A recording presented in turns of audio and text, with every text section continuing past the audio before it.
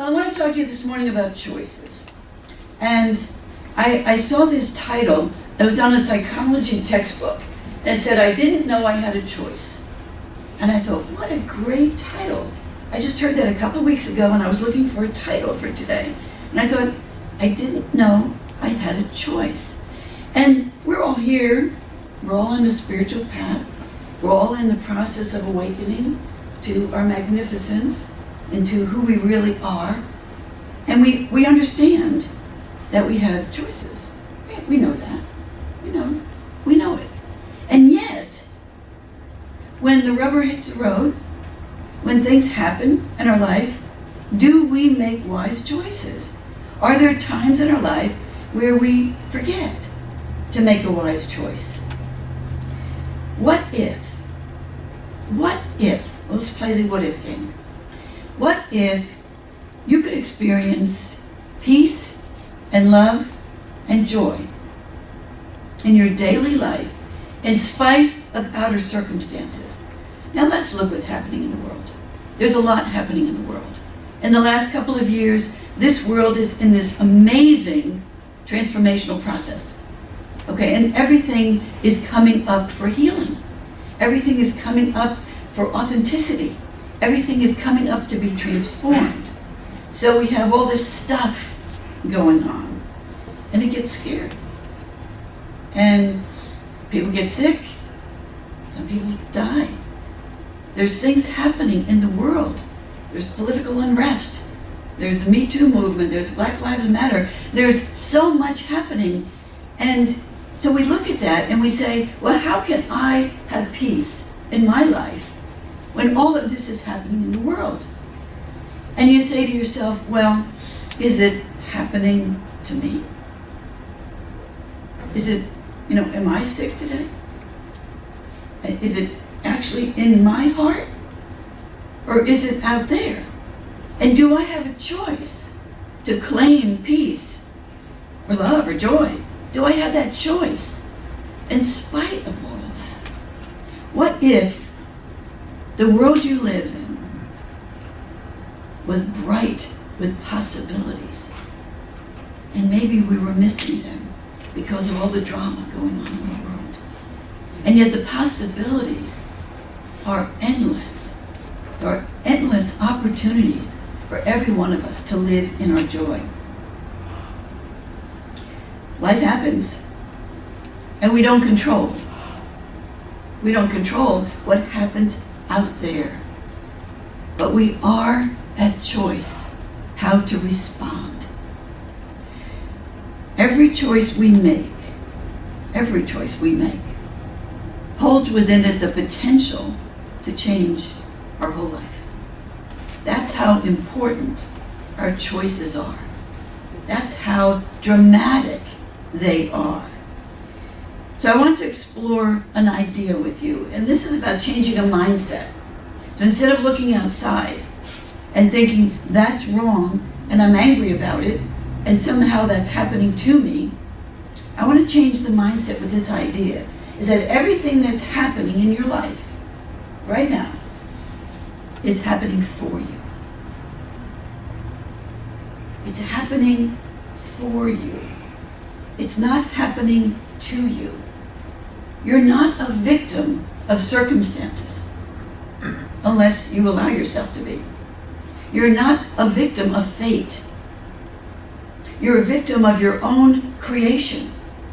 You are truly creating your life experience with the choices you make. So to think about whatever's going on in your life, that it's happening for you. So I think about the 4 critical areas of our life, okay? There's our health, our wellness, relationships, all of them, money, and work, our careers. Some of those areas in your life are working really well, really well. Congratulations. You've made really wise choices around those areas of your life. And so they're working. There might be 1 or 2 or more areas that are not working. And I guarantee you, the reason they're not working is because you haven't made wise choices. You've made unwise choices. They're not working because of the choices you're making in your life. And that may sound too absolute, but we're going to play with that this morning, because it really does work when we choose to see life differently. There's an old paradigm from, well, it's still alive today, but it's an old paradigm in terms of science today, and that is that in order to move forward in our life, we have to heal the past. Well, where is the past? Can you touch it? Can you feel it? Can you sense it? Can you smell it? Where is the past? It doesn't exist, except in our mind. It doesn't exist except in our mind. The past has no power over us except what we give it. And yet we've thought we had to go back and heal all of that. And that actually does work. So the years of therapy and things that we've all gone through, it does work. But the new paradigm says we can move forward. And there's nothing to heal from the past except the belief that we have to heal the past. And that's a belief that's been very dominant in our life experience. I remember several decades ago, I was in a ministry as an associate at that point, and I realized after several years how dysfunctional, now I know you don't believe churches are dysfunctional, but sometimes I realized the dysfunction in this church and how toxic the culture was. And I'd been there for several years. So the real awakening was, I was there. So I was part of that dysfunction. So I decided to take a hiatus from ministry for a couple of years and go into codependency therapy. And that was, John Bradshaw was really popular, and inner child work and getting in touch with your toxic families and finding out who really screwed you up, why you are the way you are today. And so I went into therapy, and I loved my therapist. Wonderful. And I'm not minimizing therapy, because it really has its place. And it was very, very powerful back in that day.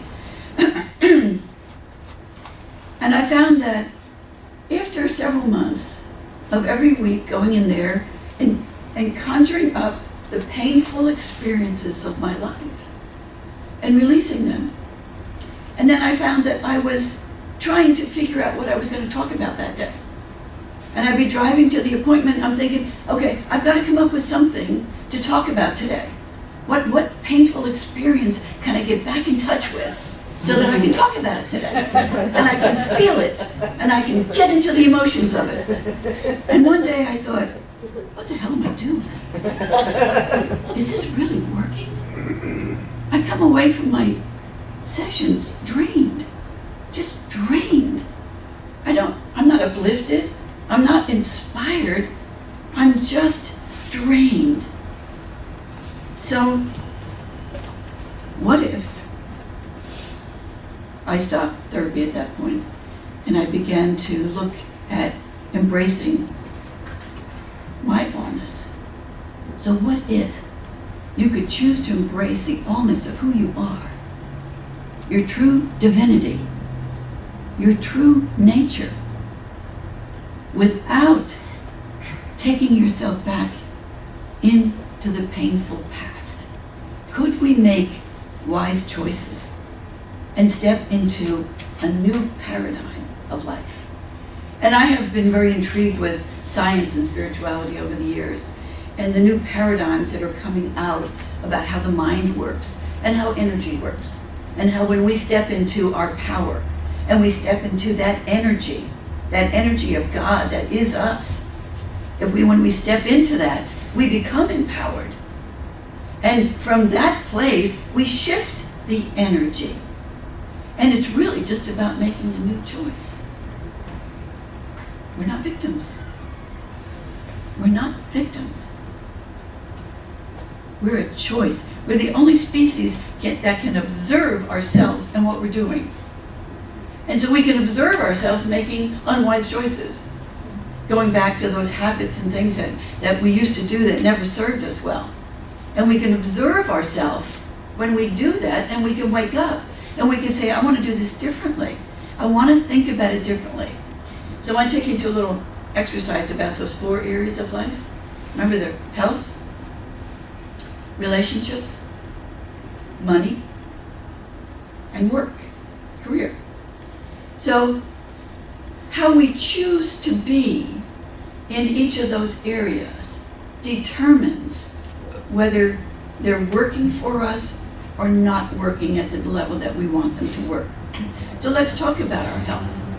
Well, the new science has shown us that we are in charge of our own wellness, that we truly are, is that we have trillions of cells in our body and they all have intelligence. And then we tell them what to do. We do. So when we have a physical illness or a physical challenge, we can talk to our body and make a shift in consciousness. Now, this is not about, why did I create this? That's metaphysical malpractice. We don't go into, what's the cause of this? How did I create this? Because we do get to that point sometimes where we start blaming ourselves for having a physical challenge. And that doesn't serve us, because what does it do? It keeps us focused on the challenge. And so then we can't get beyond it. So we don't try to find the cause. Why did I do this? No. It is what it is. It's here. It is what it is. And you accept it. And now you say, what do I want now? What do I want to do about this? What can I do? What can I choose to do differently that will shift the energy in my body? And now we start talking to these cells.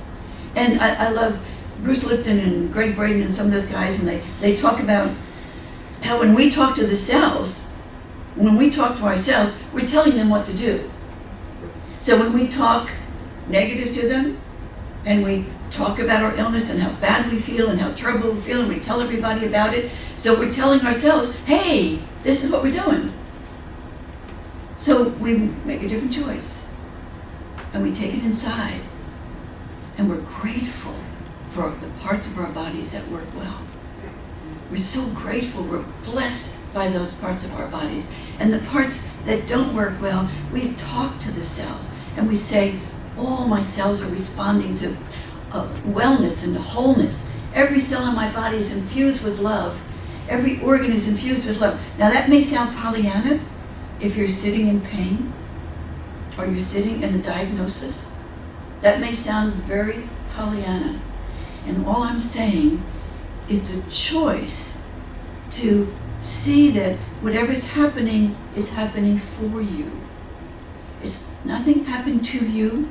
Nobody gave you an illness. It's happening for you, and there's a message there for you. And so you go inside and you be with it, and you talk to your body, and you listen. You listen to your body. So what about relationships? Well, you may have a relationship that is not working at all. You may have somebody you're estranged from. You may have somebody that you're totally in judgment of. And here you are. And what we do, our humanness jumps in and says, if they would just be different, I'd feel better. If they would just change, if he would stop doing that, if she would be different, if they didn't do that, and I'll never forgive them, and she better apologize. And so we point out there, and we say, that's why I feel so bad. That's why I'm upset with this relationship. So instead, you make a different choice. It's a different mindset. And you say, I've been in judgment, I've been upset, I've been angry, I've got this story going on in my head about this relationship, and it keeps making it worse, and I keep getting more upset. And so if this was happening for me, what if this was a gift? What if this was teaching me how to be in relationship, how to be compassionate, how to treat people differently? You know, we train people how to treat us. I have this client who said, my boss bullies me. And actually, he bullies everybody. He criticizes us. None of our reports, none of our projects are ever done right. He always puts us down at staff meetings. It's just really, really bad. And I said, well, you've trained him how to treat you. You have trained him how to treat you. And so he bullies you.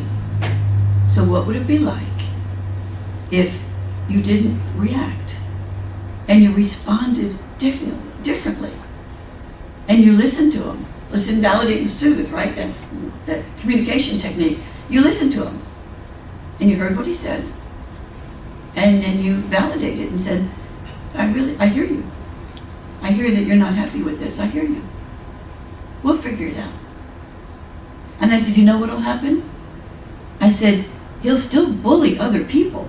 You're not going to change him, but he will no longer bully you because he's not getting from you what he wants. So she went back to work and she told a couple of her coworkers about that. And they said, never going to work. He is who he is, and he's always going to bully us, and there's no way that we can change that. And she thought, well, I think I'm going to try. So the next time at a staff meeting, he was putting everybody down, he was doing his thing, and he got to her, he was tearing her report apart. And she said, she did it so well, she said, I hear you. I hear you don't think it's right. I hear you're upset about that. I hear that. I honor that. And we'll figure it out. And she said, he just looked at her and he said, what's wrong with you? She said, nothing's wrong with me. I'm saying, okay, we'll figure this out. Well, she said it took several times of her doing that. It didn't work right away, and there were times when she still reacted and got upset and took it personally, and then other times she would do that. She said eventually he stopped bullying her, and eventually somehow her reports were acceptable. And she said it was the most amazing transformation. And she said, now I want to go home and do that at home. I want to do it with some of my family members that I have some judgment about. And she said, I realize that I've trained them how to treat me. And so I'm going to go into a retraining process with everybody. So let's talk about money. Money is always a hot topic. Money is energy. Okay, we know that we're abundant spiritual people. We know that we're powerful, abundant creators. Money is energy, and it's either flowing in our life or we're pushing it away. And we're pushing it away with our stinking thinking. And so how often will you say, well, I have a lack consciousness. So you have the right words, right? I have a lack consciousness, but it's because my family had a lack consciousness. They had a lack consciousness. So I grew up always hearing we can't afford this and we can't, and so that's why I am the way I am now. And we say, well, how old are you now? I'm in my 40s. Well, how long have you been away from that family with the lack consciousness? For years. Well, why are you still carrying that? Well, because it's programmed into my subconscious mind. Oh, well, gee, I wonder if you could reprogram that. And then you begin to think, why am I living in lack? Why am I always afraid to not have enough? When I am an abundant child of the universe. And why don't I have enough money? I have abundance of other things, but I don't have abundance of money. That's where I get stuck. And so you begin to think about it differently. Could I allow money to flow in my life? Would I be open to allow myself to be abundantly prosperous in every way? It's not about another job. It's not about, so let's talk about work, okay? Let's say you're in a job that you don't like. And you leave that job or you get fired. Then you go to another job. And now you find you don't like that either. And then you leave that job and then you go to another job.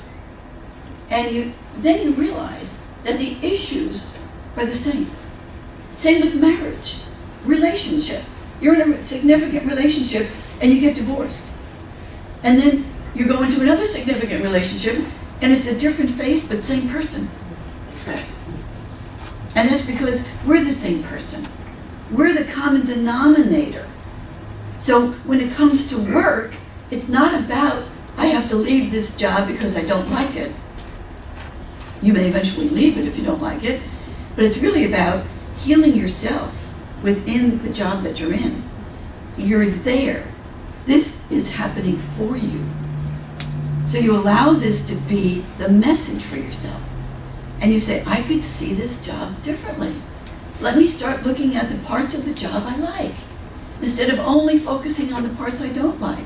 Let me stop having conversations with anybody, including myself, about how terrible this job is.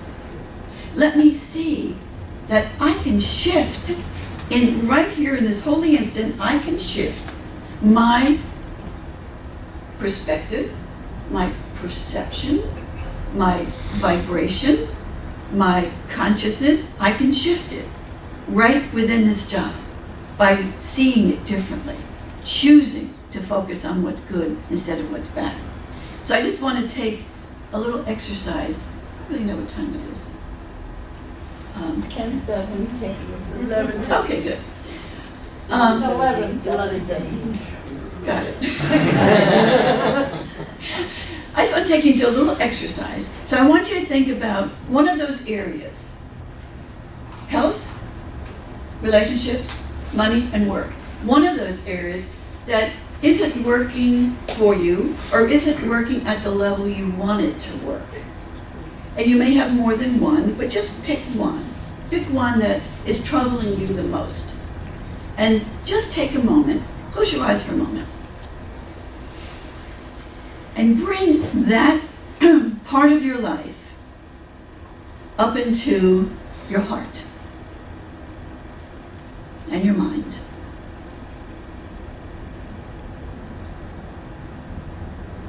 And I'm going to invite you to ask yourself, what do I want in this aspect of my life?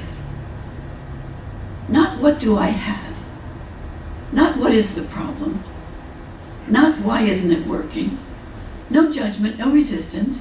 What do I want? And just take just a couple of moments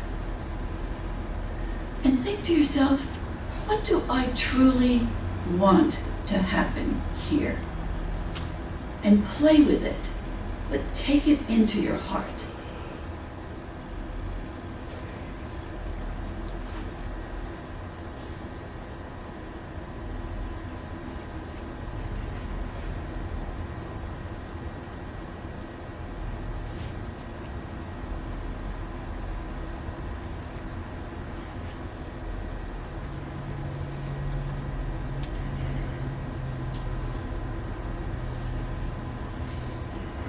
And you can do this at home and make it even longer.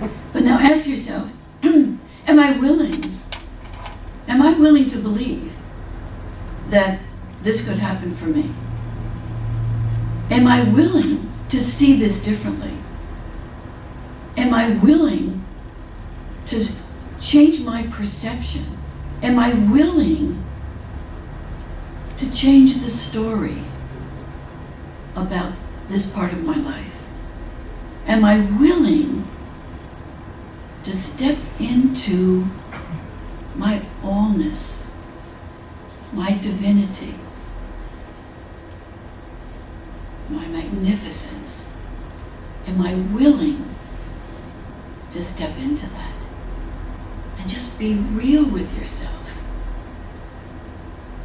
and just feel the sense of magnificence and the sense of divine inspiration that's all around you, that's lifting you up? There are unlimited solutions for every challenge in our life. Unlimited. So take a deep breath and bring yourself back to your seat. And just open your eyes. I'm not saying that it's easy to make new choices. I'm saying it's possible. It's possible. And what if you were willing to step into the allness of who you are and trust that you're being guided every step along the way What if you were willing to see that and to feel that and to step into that? You're a magnificent, powerful, spiritual being. And you have all of this guidance, all of this energy, all this intelligence. You're connected.